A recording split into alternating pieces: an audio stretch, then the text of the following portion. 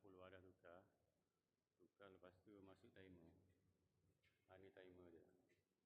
Lepas tu wayar dah wayar dah clear. Lepas tu ni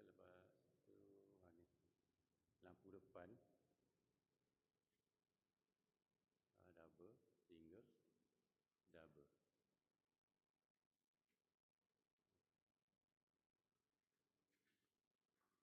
Ini lampu yang bos bawa tu. Ini pula kelak bawah tangga ni kelak. Ini kelak satu. Yang ni satu menghadap ke sini. Dua lagi menghadap ke belakang.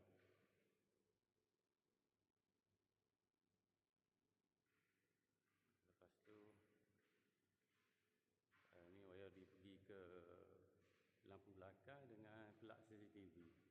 Pelak CCTV tu okey, yang ni suri lampu keluar. Yang ni pula ada lampu satu, lepas tu pelak pam yang dua. Pelak pam dua. Yang ni saya matikan.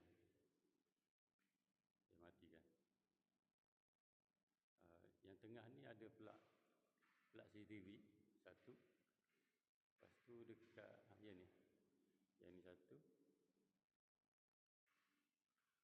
Depan satu. Depan yang ni. Dekat dengan lubang tu. Okey bos.